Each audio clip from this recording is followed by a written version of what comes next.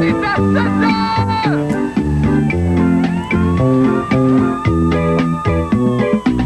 La fin du monde est à 7 heures, annonçait le téléviseur. La fin du monde est à 7 heures. Avant d'aller voir les amis, il faudra leur téléphoner. Il y a un temps pour chaque chose, la vie, elle, ce n'est pas rose. La fin du monde est à 7 heures. Nous sommes 3 heures après la fin du Le ciel s'est enfin mis d'accord, éliminons de l'univers la race humaine par la mort. La parole est à Jupiter, envoyons donc un météore sur cette engeance que j'aborde, sauf sur Gertrude que j'adore. Jeudi 2 décembre 1999, 53% de la population croit qu'on devrait prendre les empreintes digitales des assistés sociaux pour mieux les contrôler. Par contre, 47% de la population croit que Stéphane Bureau et Bouffi, dans la bande dessinée Les Quatre As, ne sont qu'une seule et même personne. Ah, cette population! Zoubrous, Zoltok et Petrov. Un seul de ces 3 joueurs du Canadien est russe. Lequel? Facile. Au moment où il s'apprête à scorer, jouez-lui un air triste à la balalaïka. S'il se saoule en pleurant, criez-lui ah! Ah! Démasquez, monsieur le Rouski! Bonne fin du monde, mesdames et messieurs. Tout d'abord, des nouvelles de moi. Vous savez, on accuse souvent les bulletins de nouvelles, et a priori le nôtre, d'être trop intellectuels. Oui!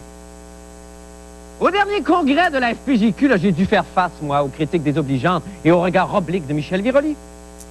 Quand on sait qu'elle me doit tout, ne suis-je pas celui qui lui a dit « Oh, Michel, mets-toi un grec à la fin de ton nom, ça va pogner, ça. » Puis Michel, pour l'amour du ciel, porte une broche en forme de tigre. Le monde attend rien que ça! N'empêche, moi, je suis capable de prendre la critique. Quand on me dit, par exemple, la brèche, t'es trop beau!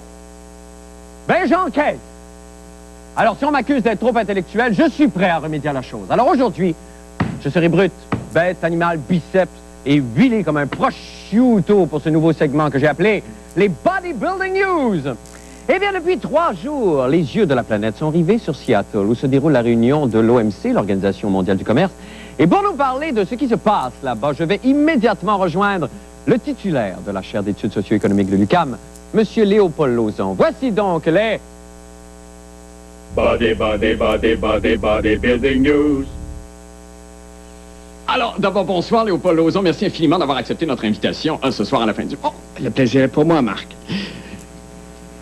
Il y a l'aide d'une première question, Léopold. D'abord, on a essayé de s'entendre sur ce qu'est l'OMC. C'est excessivement difficile à définir. En termes clairs et succincts, qu'est-ce que ce serait, Léopold Lauzon, que l'Organisation mondiale du commerce? Mais c'est assez difficile et facile à la fois. L'Organisation mondiale du commerce signifie la libéralisation au niveau international à tout crin des échanges commerciaux et ça donne, comment dire, le droit qui devient le plus important dans toutes les chartes des droits et libertés, devient le droit de commercer et le droit, comment dire, de le respect des droits contractuels. Oui, mais est-ce que ça, c'est le triomphe de la démocratie ou alors la mort de la démocratie à plus ou moins long terme, d'après vous, Léopold? Ben moi, Marc, c'est pas moi qui le dis, c'est ceux qui prônent la mondialisation. Bon, bien, c'est une perte de démocratie parce qu'ils disent, bon, bien, le droit souverain, que je le mentionnais tantôt, c'est le droit de commercer, le respect des droits contractuels. Oui. Et ça se fait aux dépens de la démocratie. Eux-mêmes le disent, bon, bien, trop de démocratie peut nuire, comment dire, au commerce. Est-ce que dans les pays qui sont en train de négocier, évidemment, il y a quoi? Il y a 135 pays à peu près qui sont là en convention cette semaine à Seattle. Est-ce qu'il va juste finir ça aujourd'hui après? Force pas trop, Marc, parce que... C'est mon plus difficile. Je sais, c'est mon plus difficile.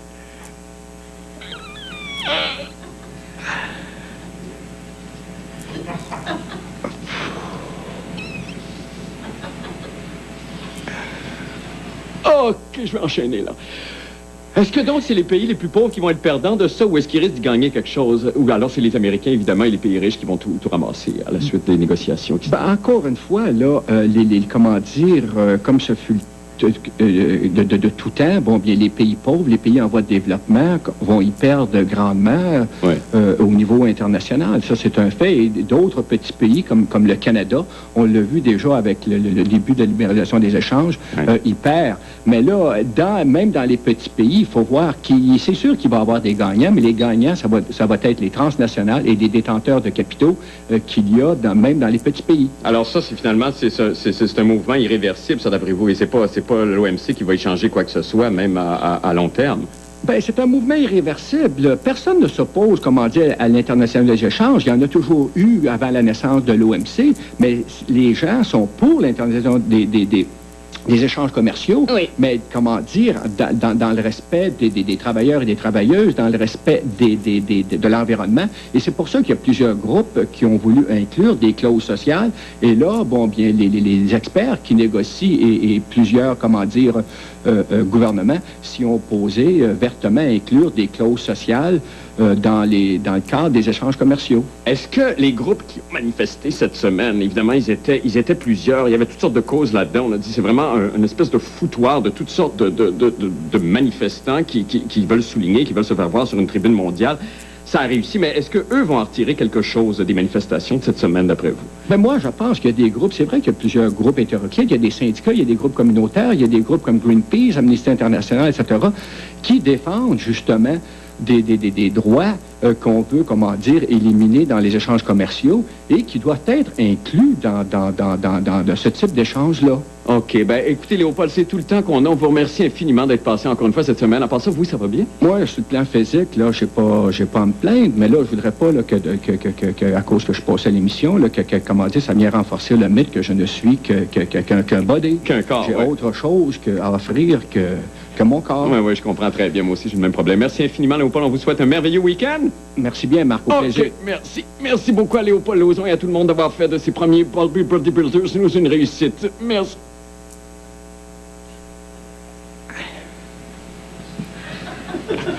Bodybuilding news. Maintenant, pour les nouvelles de la fin du monde, eh bien, aujourd'hui, la SQ et la police de Terrebonne ont conjointement convoqué la presse afin de faire le point sur l'enquête entourant la disparition de Julie Surprenant survenue le 16 novembre dernier. Jean-René Dufort était présent. On écoute.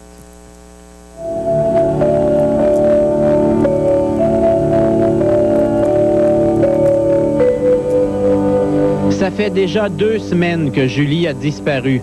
Ça fait 16 jours que tout le monde cherche partout. Julie, elle est disparue de façon mystérieuse,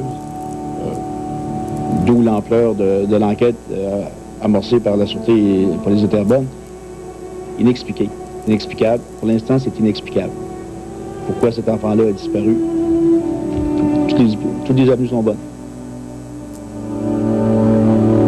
Ce qu'on espérait que ce soit seulement une fugue, hein? Tout le monde, je pense bien qu'on est tous des parents. Ce qu'on espérait que c'est ça, on voudrait comprendre, mais on est rendu à 2 semaines passées, puis il n'y a rien, il n'y a absolument rien.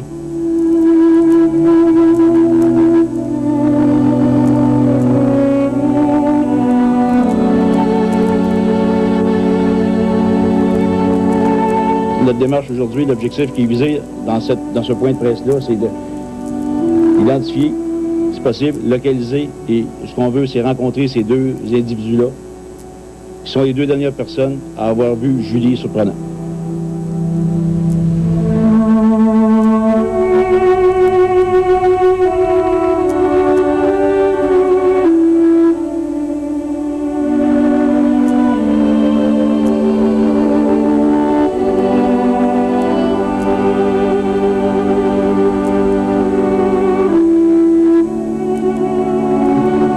D'informations. Ce qu'on espère, c'est que le public, quelque part, va nous aider. Mais il n'y a rien qui est mis de côté maintenant.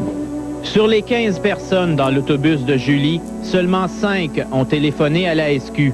Les autres ont peut-être oublié qu'ensemble, on sait tout.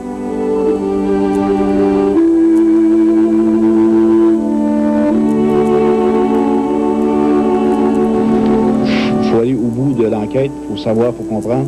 Puis, la dernière information, c'est peut-être la bonne. Hein? On va toutes les vérifier. Ici Jean-René Dufort, à Montréal. Et on est de retour en studio avec Jean-René. Jean-René, vous étiez sur place aujourd'hui. Vous êtes allé, vous étiez sur les lieux où ça s'est déroulé, où elle a probablement été enlevée et tout ça. Le père s'accroche encore du fait qu'évidemment, on n'ait pas retrouvé le corps, puis qu'il y a eu des battues, puis tout ça, mais le temps semble jouer, selon les enquêteurs, le temps semble jouer contre le fait qu'on puisse retrouver Julie vivante.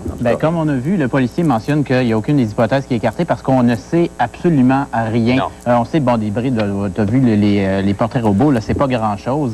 Et donc, on n'a vraiment aucune piste. Non, on cherchait sérieux. partout OK. et c'est le mystère le plus total. Elle a disparu. Et comme vous disiez dans le reportage, il y a toujours effectivement un grand nombre des passagers de l'autobus qui n'ont pas communiqué avec la police encore, qui probablement, plus le temps avance, plus se disent, ben non, je vais pas communiquer. Il y a un drôle de phénomène qui se passe là. Les gens ont peur d'avoir des problèmes en avouant à la police avoir été là ou d'avoir vu quelque chose alors que c'est pas le cas. Là. En plus, c'est important de téléphoner rapidement parce que la mémoire s'effrite, on le sait, on vieillit. Évidemment. Et donc, c'est important de téléphoner rapidement pour que les informations soient le plus précises possible. Une chose rapidement, très intéressante à mentionner, c'est que un des portraits robots mentionne qu'il y a une cicatrice et cette information-là a été donnée par hypnose. Les policiers ont utilisé une technique d'hypnose pour atteindre cet élément-là. Pour avancer un peu, et ça, ça m'a fait sursauter un peu parce que c'est pas scientifiquement démontré hors de tout doute que l'hypnose est un moyen efficace d'obtenir des renseignements précis et surtout, ça, c'est spécial un peu. Bon, ben écoutez, bon courage à tout le monde. Merci infiniment,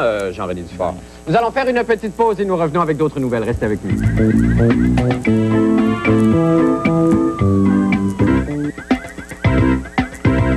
Les résultats d'un récent sondage léger m'ont laissé totalement perplexe. Il semblerait que 53% des gens voudraient qu'on prenne les empreintes digitales des assistés sociaux afin de les identifier et de mieux contrôler les bénéficiaires. Bon, est-ce que je me trompe? Mais les empreintes digitales, habituellement, on prend ça sur les gens soupçonnés d'avoir commis un crime? Vraiment, vous me décevez beaucoup. Je trouve que c'est inacceptable de prendre pour... Ah, un instant. On me parle dans ma petite oreillette que je n'ai toujours pas dans mon oreille. Je n'ai ni oreillette, ni fil. Vous pouvez vérifier derrière moi. Aucun fil pendouille. Mais j'écoute quand même ce qu'on me raconte. Quoi? Oh, quoi? Mon Dieu! On tue la une!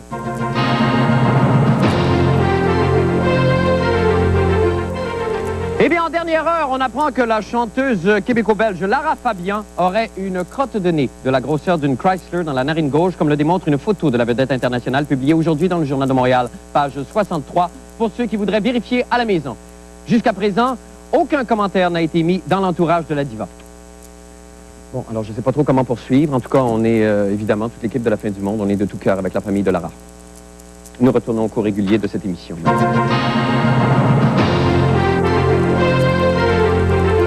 Bon, pour en revenir aux assistés sociaux, là, jusqu'où irons-nous pour restreindre leur liberté? Eh bien, Isabelle Maréchal, c'est et vous a posé la question. On écoute. Si je vous dis empreinte digitale dans votre imagination, ça vous fait penser à quoi? C'est justicière. Meurtrier, criminel. À part ça, ben, c'est pour les bandits, généralement. Et puis, empreinte digitale, ben, c'est ce qui me dit de plus personnel, je pense.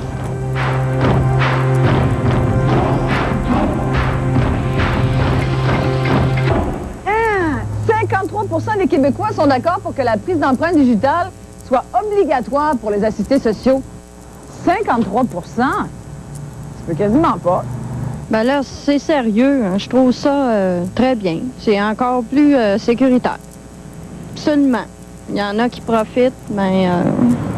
Je pense que les empreintes digitales, ça revient à ça, c'est peut-être l'idéal. Bien, c'est une bonne façon de voir s'il y a des... Pas des fraudeurs, là, mais des... Mais des fraudeurs. Oui. Vous pensez qu'il y en a beaucoup sur l'aide sociale qui fraudent? Ça se peut. C'est une mesure qui sous-entend que les gens qui font une demande à l'aide sociale, c'est des criminels. Ben voyons donc, je veux dire, tu sais, c'est pas parce qu'on se retrouve à l'aide sociale qu'on est un criminel, on se retrouve à l'aide sociale parce qu'on a perdu notre emploi, parce qu'on a épuisé nos prestations d'assurance chômage. C'est pour ça qu'on se retrouve à l'aide sociale et c'est la majorité des gens à l'aide sociale qui sont dans cette situation-là. Il y en a seulement une minorité de gens qui abusent du système. Qu'on mette un bracelet ou même à la rigueur une puce sous-cutanée pour que les assistés sociaux puissent pas aller en vacances en Floride l'hiver. Qu'est-ce que vous en pensez? Ben d'accord. Je sais pas de problème. Je veux dire, théoriquement, si t'es assisté social, t'as pas un moyen d'aller en Floride l'hiver. Il y a aussi le bracelet qui se met à sonner dès qu'il traverse la douane. Ah, ben peut-être. Peut-être un bracelet. J'ai peur qu'on soit en train de préparer la population à ce genre de mesures rétrogrades et qui briment, dans le fond, les droits fondamentaux et qui, dans le fond, laissent sous-entendre, qui vont avoir pour effet de criminaliser le droit à l'aide sociale, qui est pourtant un droit reconnu dans les chartes et dans les pactes internationaux sur les droits économiques, sociaux et culturels. Et on on est de retour avec Isabelle Maréchal à l'extérieur de nos studios. Isabelle, bonsoir. Bonsoir, Marc. Tu vois, il y a une autre méthode qui pourrait être utilisée, c'est le boulet, carrément, au pied, à la cheville, les assistés sociaux. Vraiment, là. Mais c'est quand même incroyable, parce que ça, c'est une question de sondage. Mais là, avec les réactions qu'on a vues aujourd'hui et la réaction du sondage, les réponses qu'on vous a données, est-ce que c'est peut-être... Est-ce qu'éventuellement, on pourra en arriver à légiférer là-dessus ou à donner des idées? En Ontario, ça se fait. Cette mesure-là est en vigueur en Ontario depuis que le gouvernement Harris, un peu plus de droite, on le sait, que le gouvernement du Québec actuel, quoique ça commence à se rapprocher pas mal.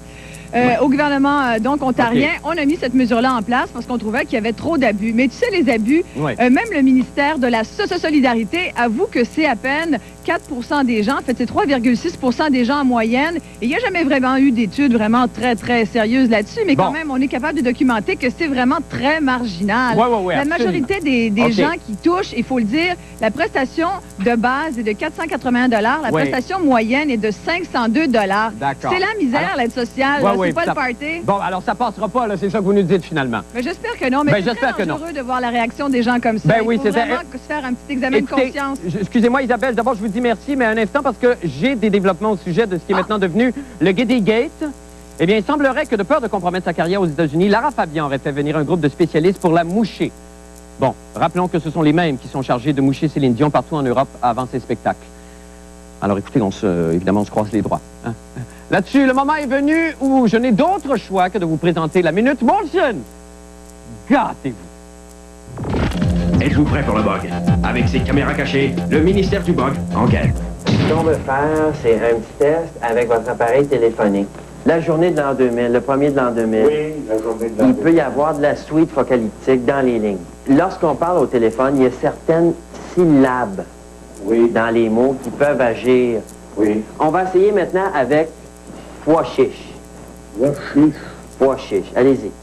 Pois chiche. Ah oui, là, ça a fait un... Ça a fait un bip? Oui, ça a fait un bip. On va essayer seulement pois. Pois. Chiche seulement. Chiche. Ah, là, ça a fait... Ça a fait bip? Bip, oui, ça a fait sillard. Ce que je vais vous demander de faire, c'est le 31 décembre, de ne pas dire pois chiche. Ah, mon appareil va passer le bug. Oui. Voici venu le moment maintenant de converser sport avec Paul Oud. Paul, bonsoir. Marc, bonsoir. Bonsoir. Permettez-moi de m'excuser. Par rapport envers vous. À votre sortie. Envers notre auditoire. Parce que si vous n'avez pas regardé l'émission hier, vers 23h14, j'ai quitté avant la fin du bulletin, j'ai fait la grève du zèle. Et c'est un très mauvais exemple à donner aux jeunes qui débutent dans le métier de l'élémentaire, qui regardaient l'émission à 23h14. Oui, mais ils sont plusieurs. Ben merci, Paul. Mais vous savez, on vous connaît. On vous connaît. Bon, oui, c'est normal. Marc, vous savez que le trio le plus productif du Canadien, c'est le trio de Zoltok, Zubrus, Petrov. Est-ce que je peux me permettre de dire que c'est un très bon rapport qualité-prix? Absolument, parce qu'il ne coûte pas cher et il rapporte bien. Énormément. Ils ont encore marqué hier dans la défaite du Canadien 3-2 contre les champions de la Coupe Stanley, il ne faut pas l'oublier. Faut leur donner ça. Mais ce qu'on entend régulièrement à la radio et à la télévision, c'est le trio des trois Russes.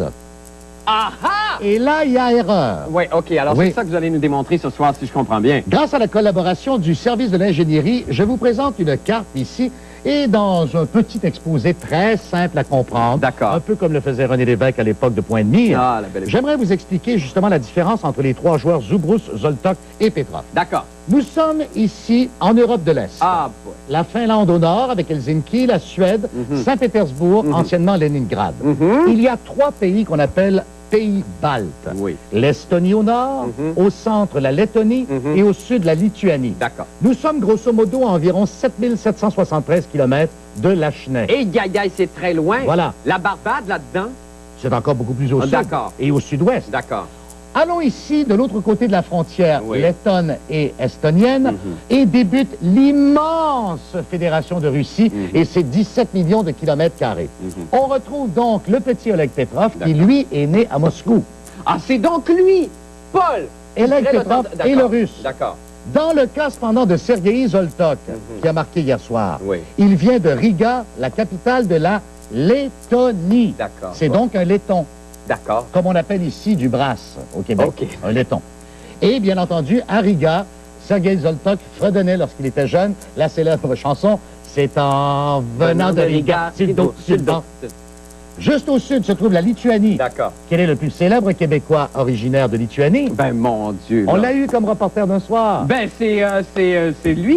C'est pas Marie-Lise Pilote. Non. C'est pas Marc Messier. C'est Alain Stanquet. Alain Stanquet est un Lituanien. Oui, et nous retrouvons le Lituanien Dainius Zubrus. D'accord. Qui vient de Elektrinaï, qui est une ville située entre Vilnius et Kausas. Bon, alors expliquez-moi juste rapidement, est-ce que, par exemple, on devient une vedette, un sportif émérite, un hockeyeur émérite en Lituanie, en Lettonie, est-ce qu'on nécessairement on déménage à Moscou pour pratiquer de façon professionnelle ce sport-là? Non, parce que l'une des très bonnes équipes de l'ancienne Union soviétique, c'était le Dynamo Riga. D'accord. D'accord. On peut dire une chose cependant, les trois sont nés communistes soviétiques, si on veut. D'accord. Soviétiques. Okay. Mais maintenant, ces pays sont autonomes. Alors, nous avons affaire à un letton chez le Canadien Joltok, le Lituanien Zubrus, et le Russe Petrov. On ne peut donc pas parler d'un trio de 3 Russes. Bon, ben voilà qui est clair, Seigneur, ça prenait ça, Je ne veux pas être pointilleux, mais vous savez... Ah non, j'étais plus capable d'en entendre parler. Était un Américain. Ben oui, je sais bien. Parce qu'il habitait l'Amérique Ben du oui, Nord. c'est trop facile, ça.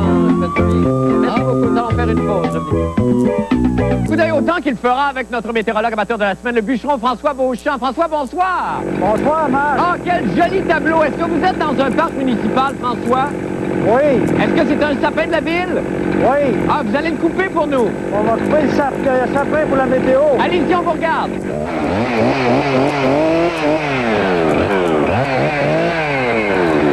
Ah, c'est fort. Et qu'est-ce qu'il y a derrière? Des chiffres que je ne peux pas. Il y a de la neige pour demain. D'accord. Un maximum de 2, un minimum de 1. Merci François. À demain tout le monde. Surveillez la chronique de la fin du monde dans le cahier Week-end du Journal de Montréal et du Journal de Québec. Et lisez